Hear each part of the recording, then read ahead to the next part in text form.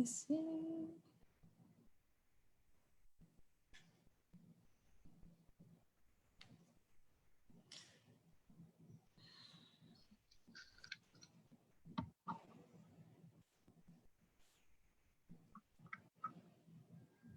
For those of you joining us on Facebook, we're going to give a couple seconds just to allow people to join in. We're trying to get screen shared so you can see our contact information nice and large there.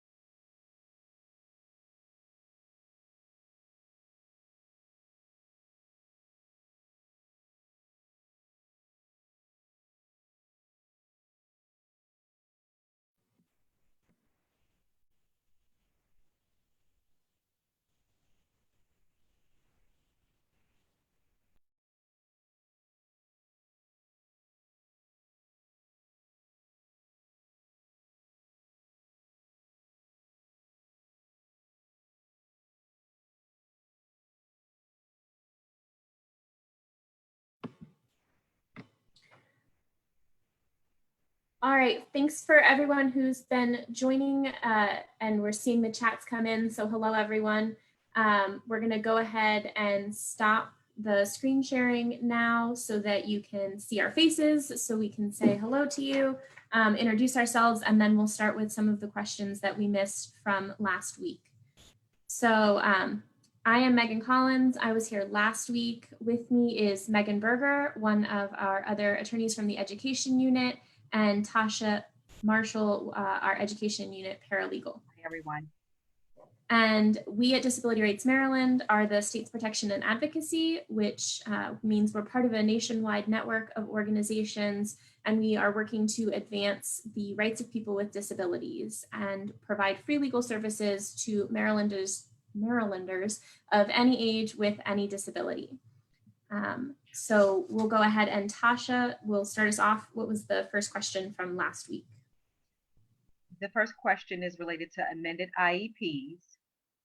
What are they, and how should I respond when I receive one from the district?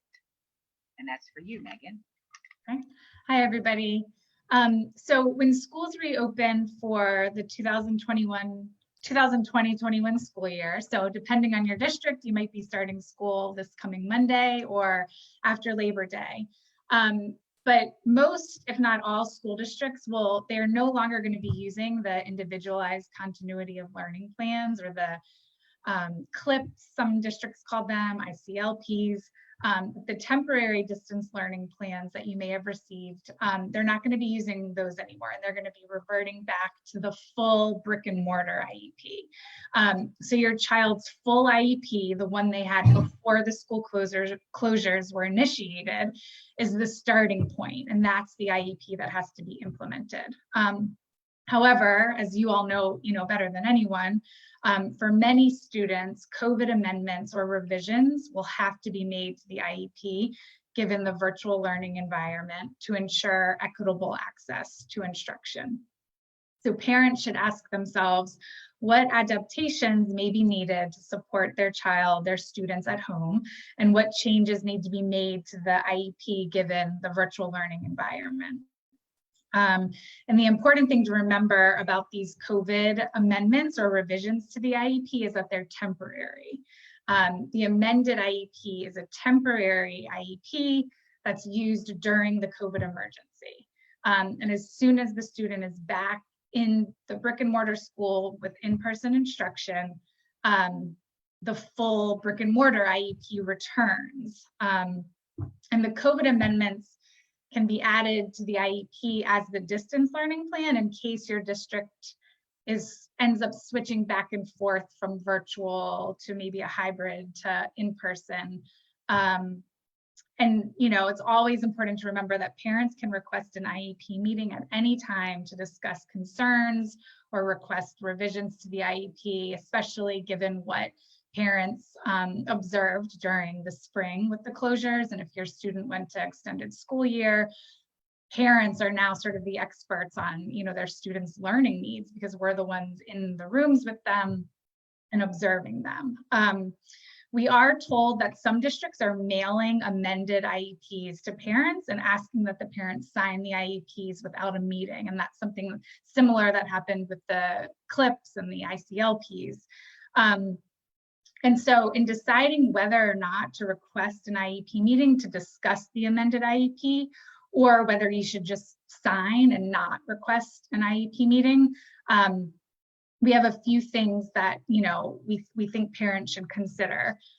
So first, if the school sends you a proposed amended IEP and says, please sign this, the first question is really, do the amendments or the revisions proposed by the school system take into account what you as the parent has observed your child's needs to be in the virtual learning setting? So if yes, if the proposed revisions make sense to you and they do, you think that they are going to take into account your child's individualized needs, then it may make sense to sign the IEP without requesting a meeting. But if the amendments don't really make sense to you and there's a disconnect from what you observed your child's individual needs to be during distance learning and what the school's proposing, then it might make sense to request that meeting and get connected with the IEP team to really communicate to them what you saw happening during the distance learning and what adaptations you think your child needs. And then if you're unsure, a lot of times, you might not exactly know if what the school's proposing is a good idea or not.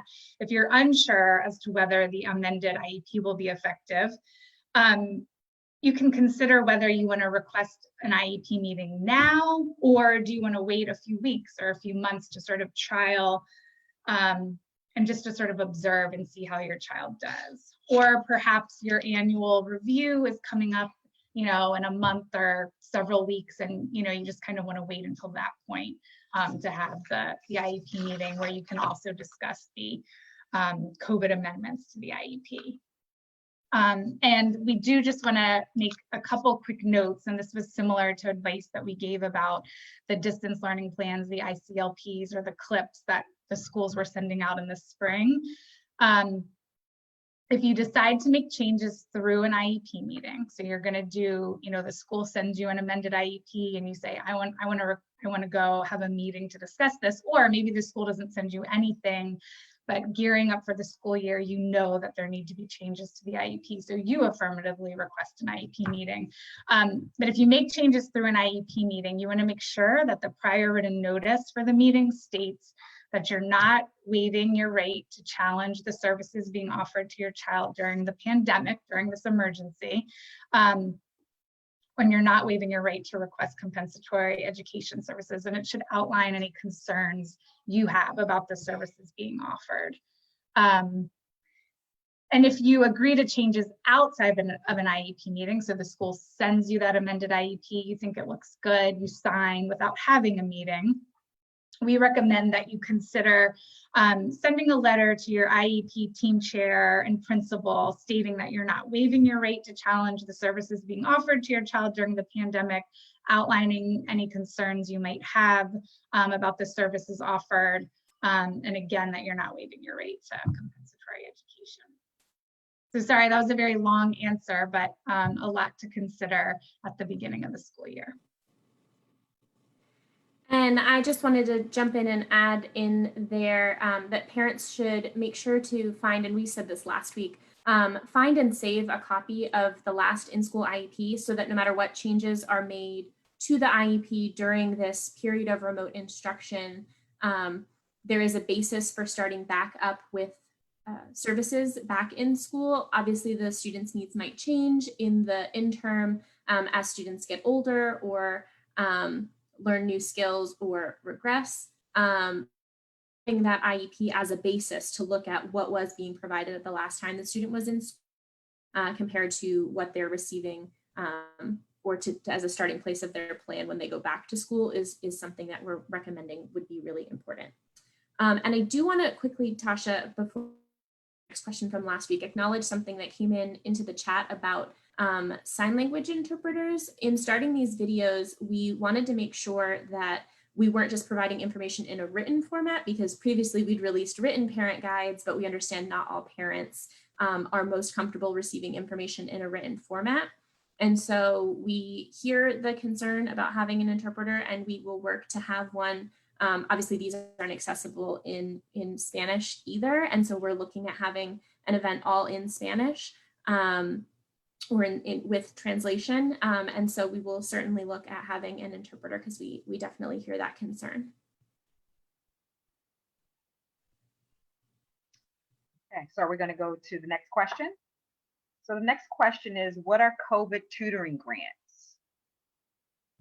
So the COVID tutoring grant came from, it was established by the CARES Act from Congress, and it established a coronavirus relief fund, which allows payments for specific uses to the states. And Governor Hogan chose to make 200 million of that fund available to support school districts across the state through additional grant programming.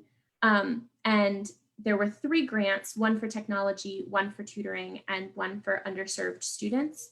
And that is in addition to the funding that was already made available for students with IEPs under the IDEA. And so we intend to monitor how districts are using this COVID tutoring grant money and making sure that it's equitable. But if your student has a disability and requires tutoring or any type of additional programming as a result of their disability, then they have a right to receive that as part of their special education program. They don't need to have this COVID tutoring grant doesn't need to exist in order for them to get that. They have to do that to begin with. And of course, we want to make sure that the COVID tutoring grant is applied equitably and that students have access to it as they need it, but not having COVID tutoring under that grant doesn't mean that your students' needs can't be met. It can be met elsewhere.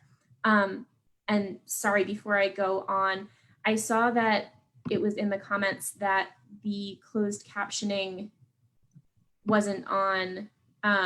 It was last week, and I don't have access to running the live. So Natalia, who's I think standing by, if you can turn on captioning for us, that would be great.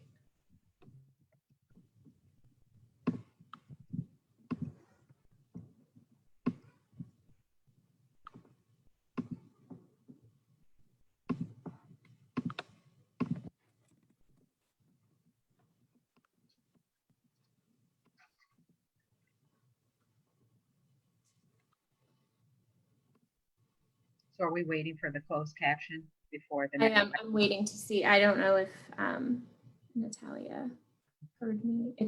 Okay.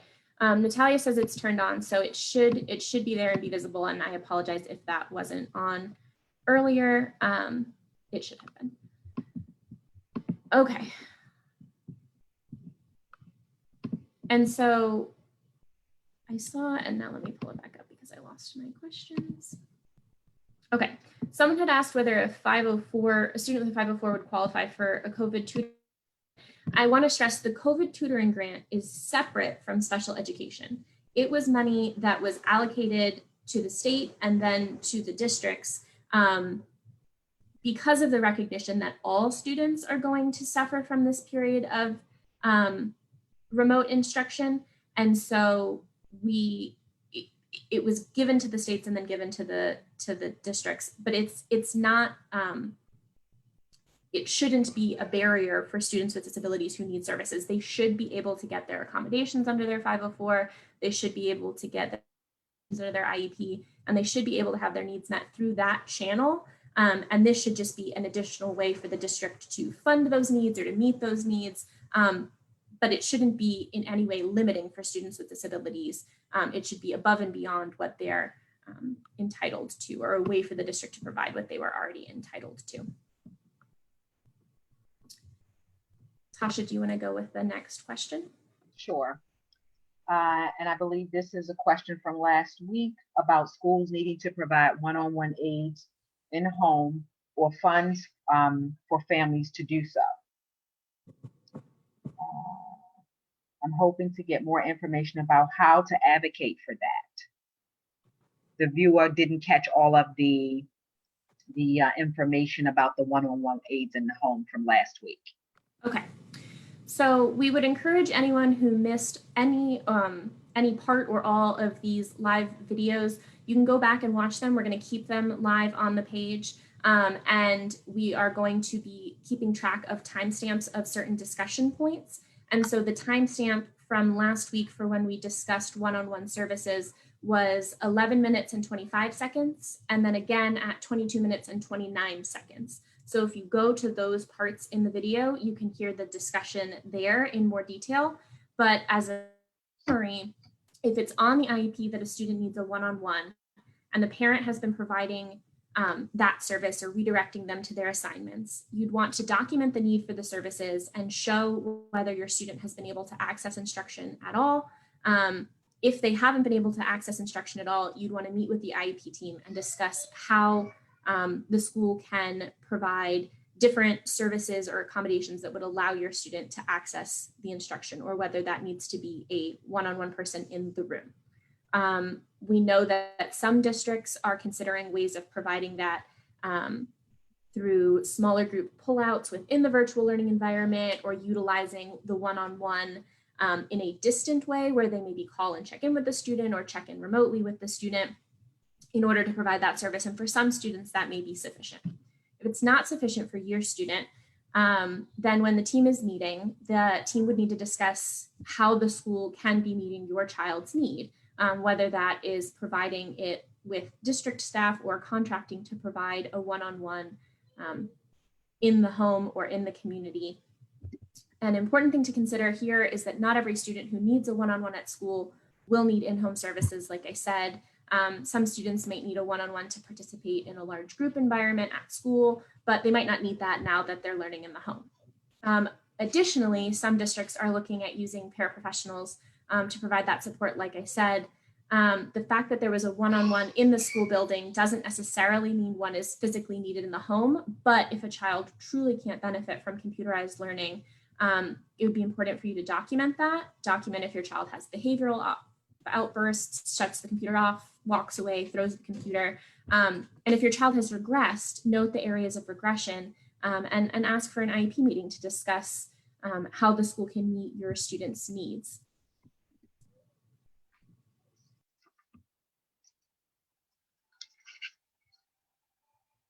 The next question is, what are covert tutoring grants?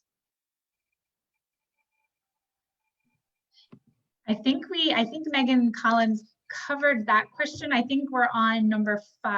I apologize. Yeah. And I do want to, sorry, if I could quickly jump in, because I did see it continue coming up in the grants, and there was discussion how in the chat, how parents can apply for that. And I do want to reiterate, it's not something parents can apply for. It's money that was given to the districts to come up with programming to meet the needs of students based on this understanding at a nationwide level that virtual learning isn't really working for most students. And so in an attempt to try and remedy that, money was given to the states, money was then given to the districts. But it doesn't look like, at least from what we've seen in the district's plans, it doesn't look like it's something that parents can apply to specifically receive for their students. It's meant to be programming at a district level. And so you can discuss with your child's IEP team or 504 team if there are needs that your student has that you feel aren't being met. But as far as applying for the COVID tutoring grant, our recommendation would be to do it through the IEP process, to request additional services through the IEP or 504 if your child has a 504 process, rather than looking at it as applying for this grant. So the next question is, what if a student excels with virtual learning with an IEP, and then when school returns to normal, would there be a case to have the school system continue education in this format?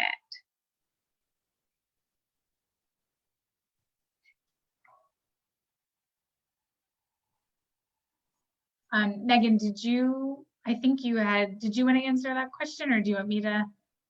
Megan Collins. Are we doing 5? We're on question 5. My apologies, guys. That's okay. What if you have 4 kids with IEPs and 1 with a 504 plan? The school is doing distant learning, online classes, and they're not recording. How is mom supposed to make sure each child with learning disability is getting their online classes when they're simultaneously happen, but each child is in a different grade class? So this is a very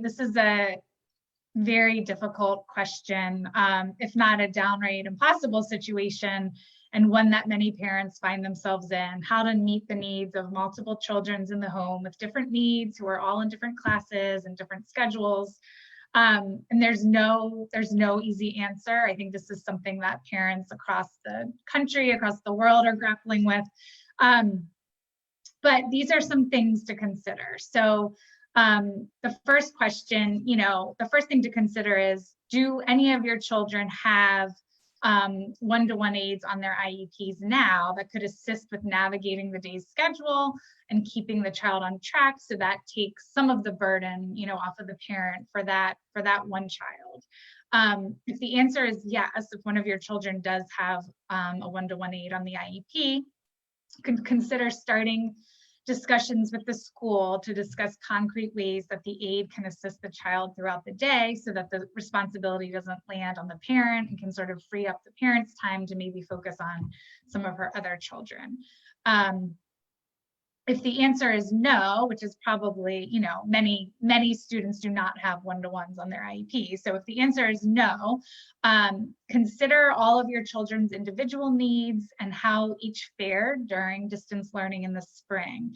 Do you have a child who was unable to access distance learning in the spring and was not successful with distance learning, and who could benefit from the assistance of a one-to-one aide on his or her IEP? If so, at an IEP meeting, you could discuss requesting or adding a virtual one-to-one aide. So, they could be virtually providing those one-to-one support services, sort of acting as a paraprofessional with your student. Or, consider, are there amendments to the supplementary aids and services that could be made for virtual learning that would better support the child and ease, some of the responsibility and burden on the parent? We would also, if you're in this situation like this, this parent who emailed about having, multiple children with different needs, and how are you supposed to balance all of that? We would, suggest considering sending an email now to the principal and the IEP chair or the 504 coordinator at each of your children's schools. Just sharing and documenting your specific concerns about your family's situation and the ability to manage the demands of virtual learning for all 5 of your kids, or 3 of your kids, or 4 of your kids, whatever the case may be, 2 of your kids, at the same time, just so that you're, essentially putting the school system on notice at the very beginning of all of this, that this is a challenge, and you have circumstances in your family that are making this even more challenging than sort of the average family.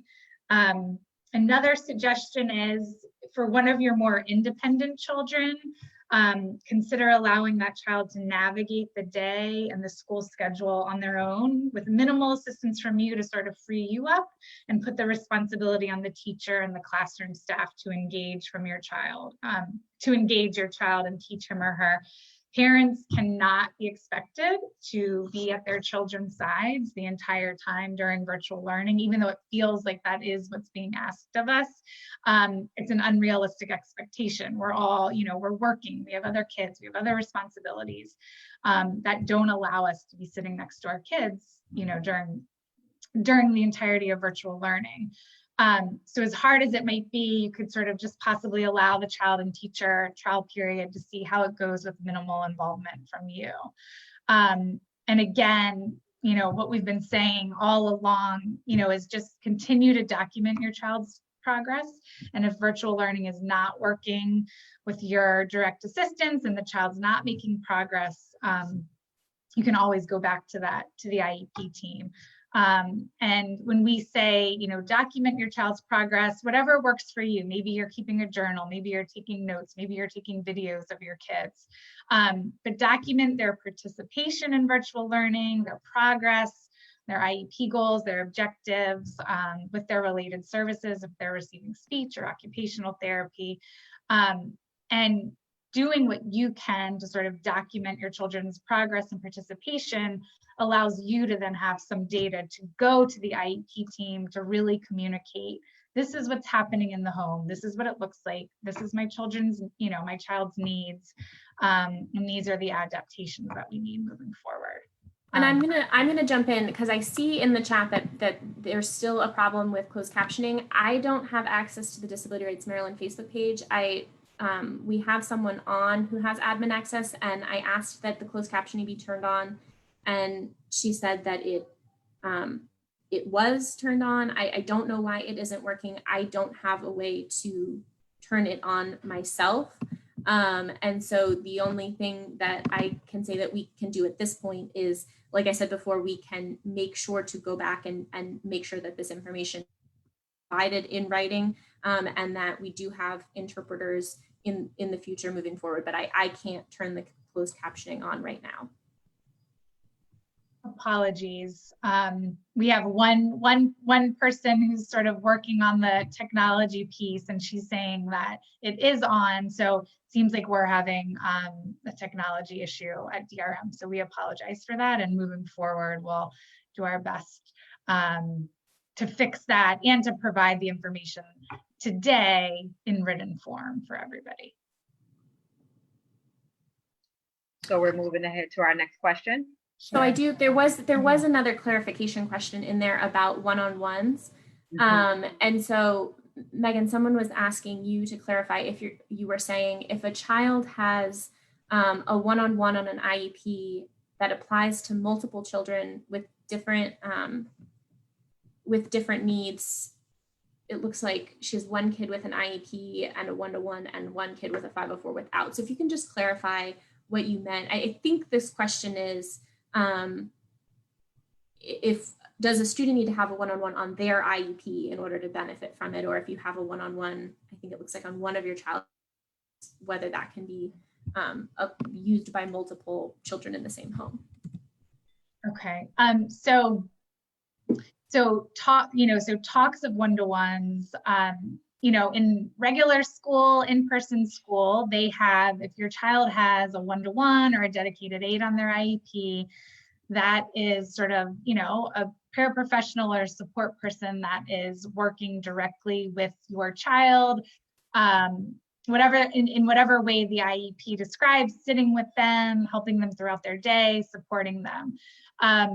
So what we are generally seeing school systems do is that when a child has a one-to-one on their full brick and mortar IEP, a lot of school systems are saying, we will give you a virtual one-to-one.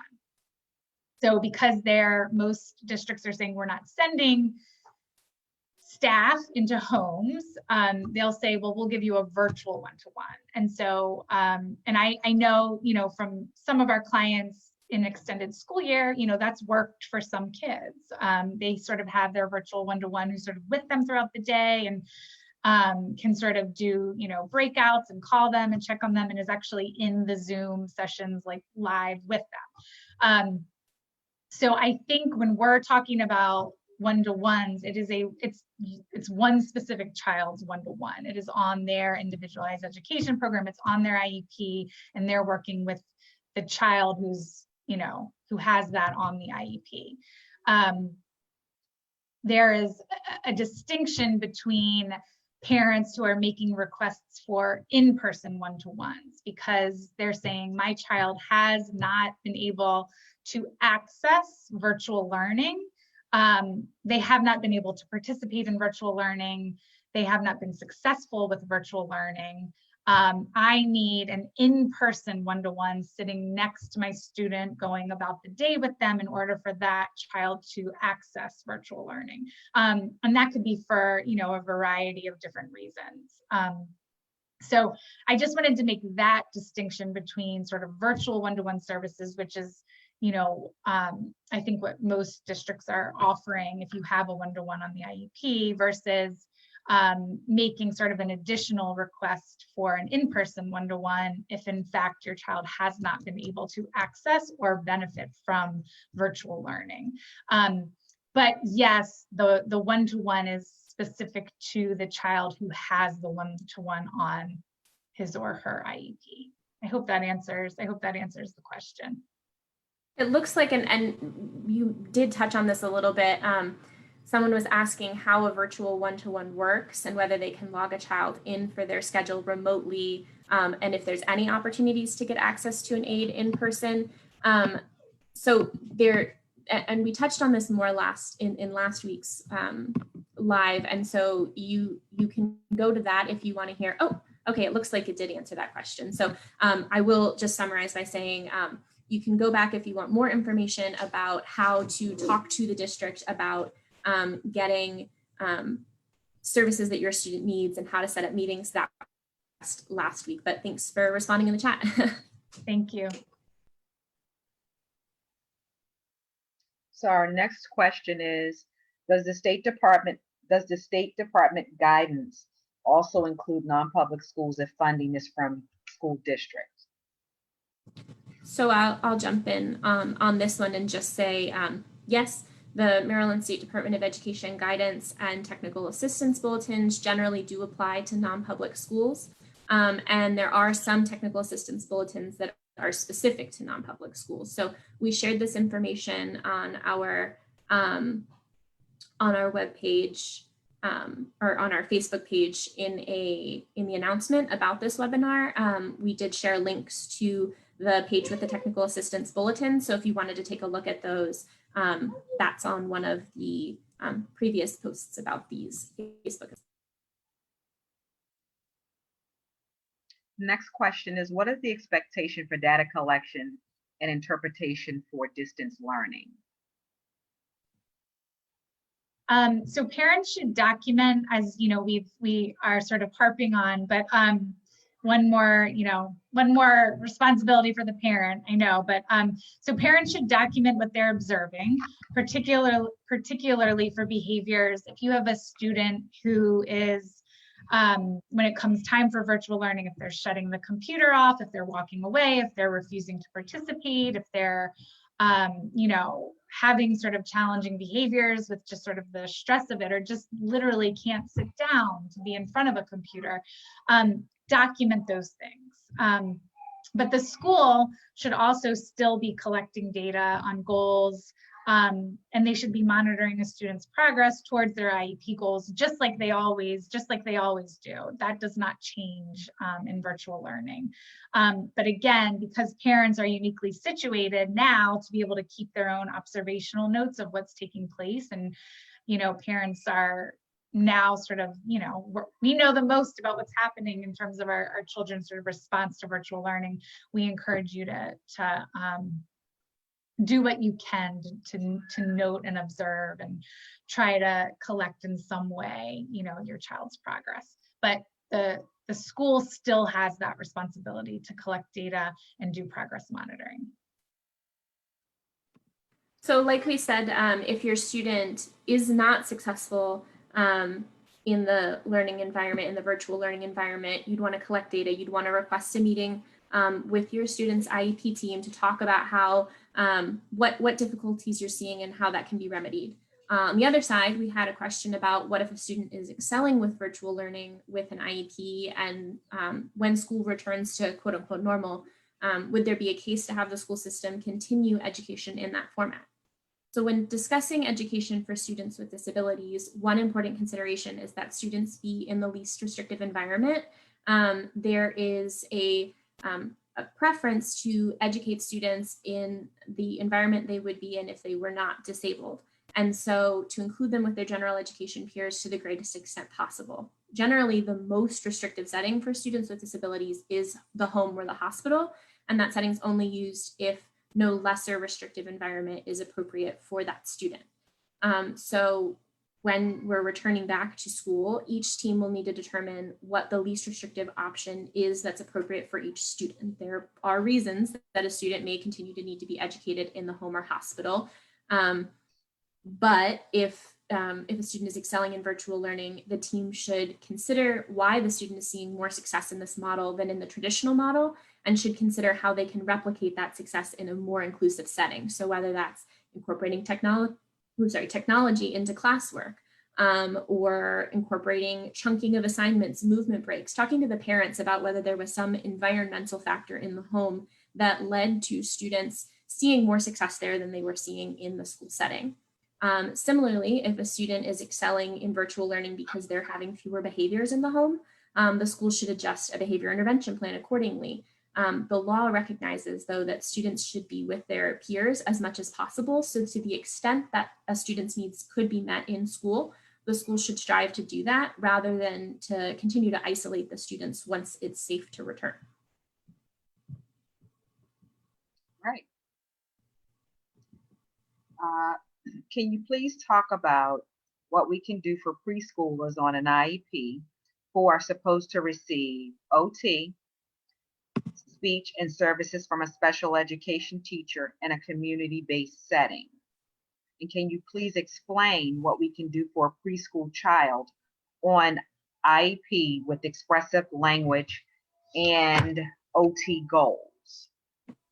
And the last part, should I hold off, or do you want the last part of the question? Go ahead with the last part. And the last part is virtual learning didn't work last at all. They had a switch from ECI to community-based services for this year. So for students who are in preschool, whether they are on an individual family support plan or an individual education program, you can request a meeting with the team to discuss the concerns that you have and the provision of services to make sure, just like you would if the student was an elementary, middle, or high school student, you request a meeting with the team to discuss and make sure that the services provided are appropriate.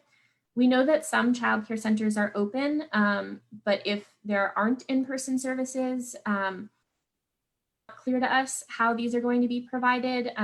If childcare providers are responsible for multiple children, they're not really able to provide one-on-one online sessions or supervise those sessions with distance learning and telehealth. And so it's something that would need to be, like we kind of keep alluding to here, IEP, the root of it is individualized, and so it'll have to be determined by the individual team what's appropriate and possible for that child.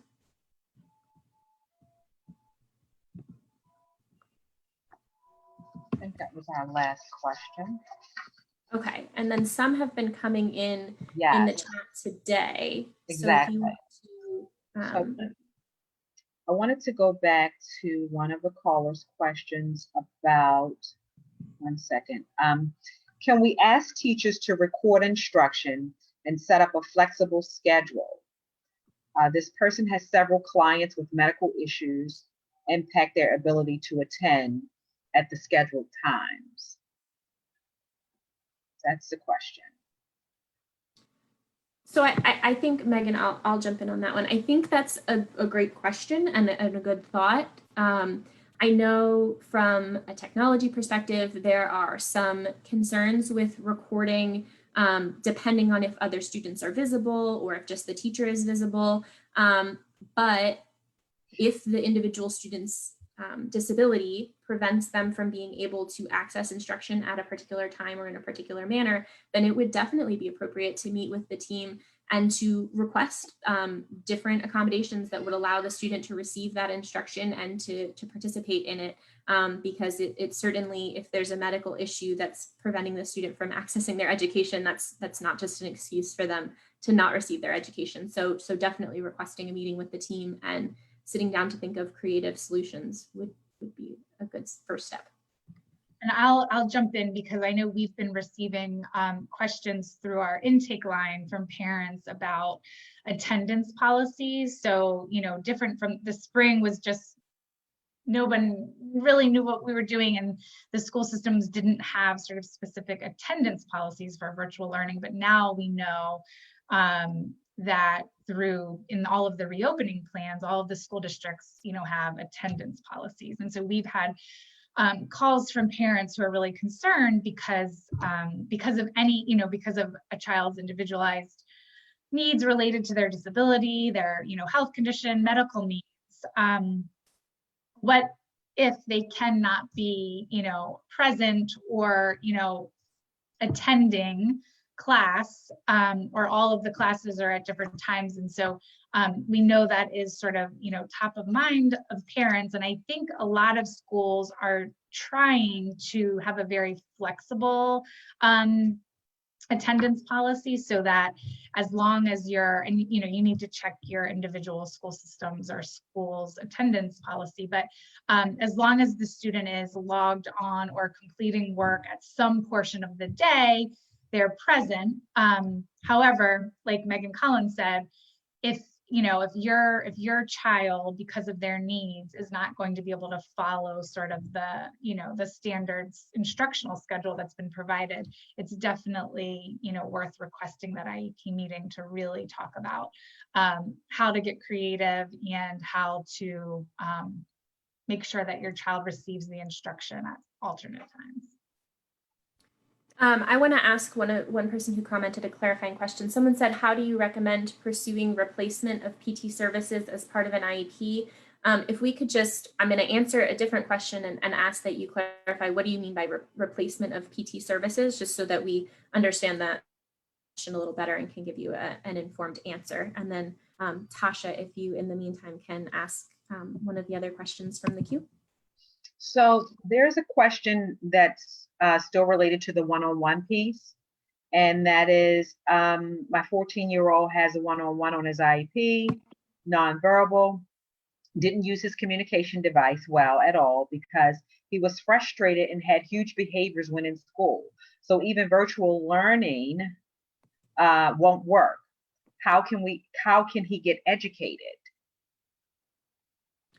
So it's going to be a matter of, like we've been saying, discussing that with the team, meeting with the team and discussing what they can provide and documenting what his behaviors are and requesting that they come up with a way to provide a service that will work for him so that he doesn't just not receive instruction until school is able to reopen. And there are providers, we touched on this last week, there are providers, not necessarily school, but waiver support providers, other providers who are going into homes right now and partnering with other agencies, or for schools to partner with other agencies could be an option in order to make sure that the services students need are provided. Okay. And then the next question is, are there requirements about delivery of IEP services on a fixed and regular schedule? We had an issue over ESY with the therapist continually rescheduling support services or not providing consistent links. Megan, do you want to take that?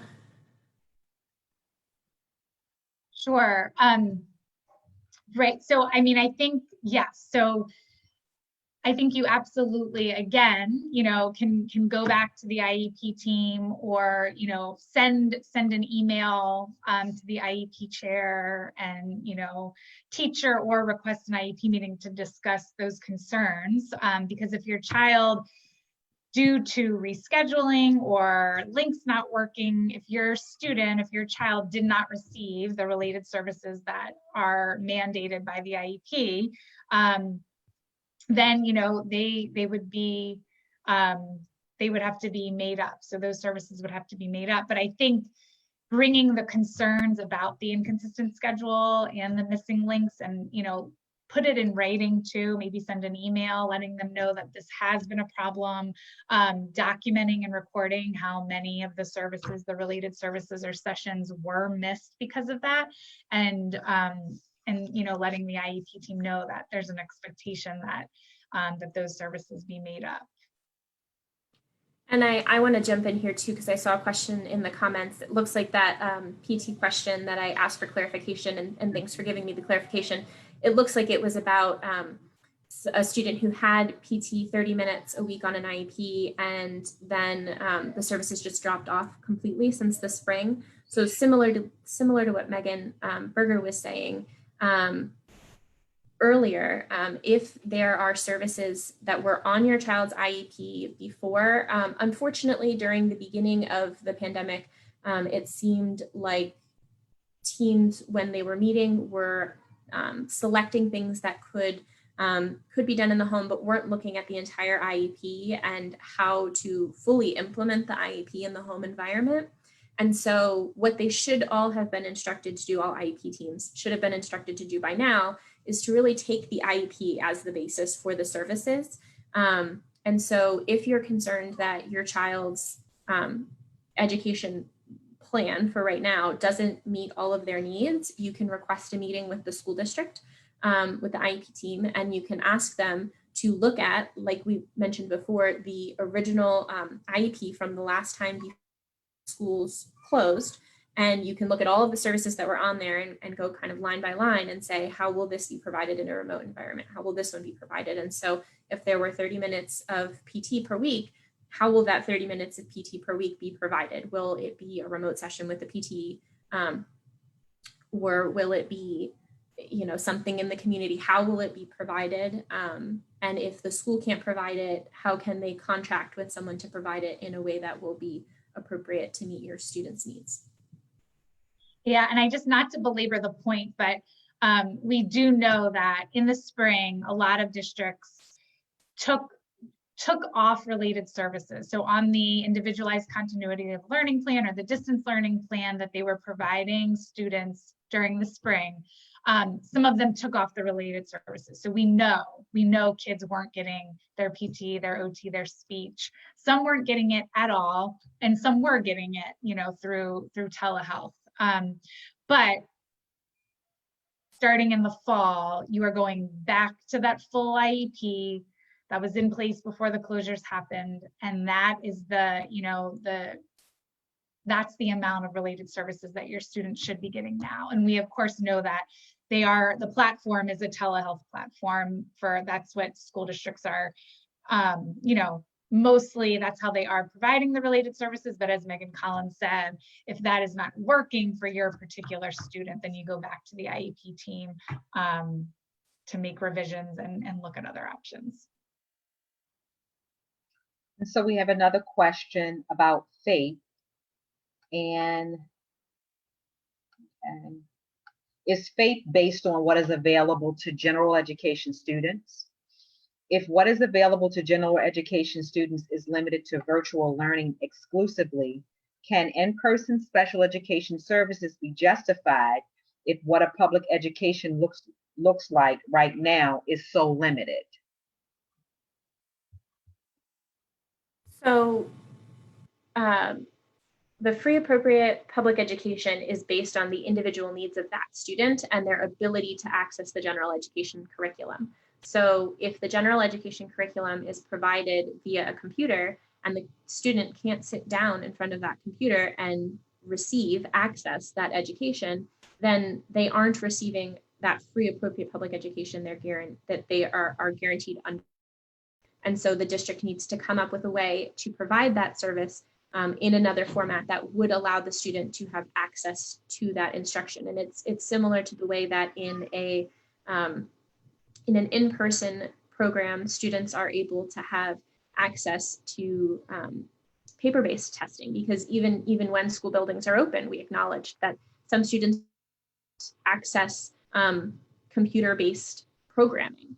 And so those students, if they were provided paper-based instruction during school, should be provided paper-based instruction during this period of remote learning.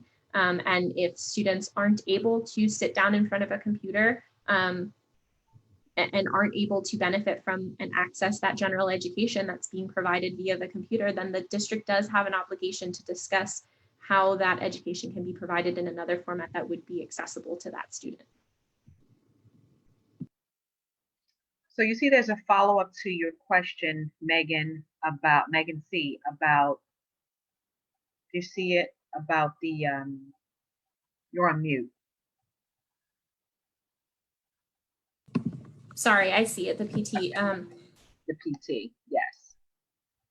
Yeah, okay, so it looks like that parents are being expected to facilitate services. Someone will remote in and act as the PT, and the parent can't do that. Is there any direction that can be given to stop school districts from using the parent as a replacement or necessity to provide virtual services? So in some instances, it might be appropriate, and I'm going to take a kind of roundabout way to answer your question. In some circumstances, if it's a middle school, high school student, an older student who's able to sit on the other side of the screen from a therapist and benefit from the instruction and participate, then that might be an appropriate way to provide the service. The therapist might be able to provide it through the computer if the student can receive it directly. But like Megan Berger was saying earlier with regard to one-on-ones, the district really has an obligation to find a way to provide the service without using the parent as a provider or as a one-on-one aid. Because yes, there is an understanding during this period of remote instruction that parents are responsible for making sure that their child is safe at home and supervised if they're too young to be home alone or otherwise unable to stay home alone. But the parent is not supposed to be becoming the provider during this time. And so, but the district also at the same time can't be saying if the parent can't provide the service, they won't provide it. So if the district right now is making you serve as the physical therapist in the room in order to facilitate the service for your student, then you would need to meet with the team and say, this isn't feasible. Can we ways that the district can provide this service without using me as the provider? And as things open up and as we enter different phases of recovery and certain activities are becoming more, becoming safer and possible, the discussion should become easier with the district of ways to come up with creative solutions to things. And so this is an area where, we would recommend that you would ask the team to meet and discuss what options are available. And if you're having difficulty finding something that is appropriate in order to meet your students' needs, you can always contact us to request more specific assistance.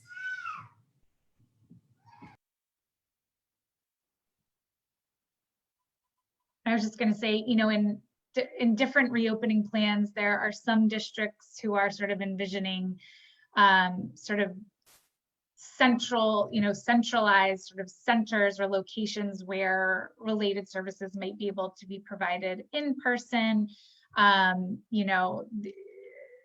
Megan said, as things start to, open up, that ask for in-person services or contracting with someone who can provide those in-person services. Those things are sort of all on the table. And, we know that there's certainly pushback, but it is sort of all about, your individual, your child's individual needs and how they're accessing the service and how you're being sort of used to provide that service. So it's really hard to say, to answer, across the board what it's going to look like and, what parents should do. But I think, it's always sort of going back to the team and expressing your concerns and documenting your concerns and how you are being used to provide these services to just really clearly paint a picture for the school team about how it's not working for your child. Because I think it's really easy for teachers and providers to sort of see the end product, like, oh, well, they completed the assignment, but sometimes they don't see all the work that the parents are doing in the background to make that happen. And so it's painting that picture for the team, and really letting them know all of the sort of background things that the parent is doing that's allowing that student to access the education. Because if the parent is acting more like a paraprofessional, and not just, you know, as a parent providing sort of the expected supports, then that's where the problem arises. Do we have time for another question? I do want to take the last question. I want to take two together, and they were about the required timeline that a school must complete for a student to be transitioned from a 504 to an IEP. Mm-hmm. And there was another question about a student who was transitioning from a 504 to an IEP and the school being very behind with assessments. So we did talk about assessments a little bit in our webinar last week, and I can try and find quickly here yes. So it looks like we discussed last week the assessments at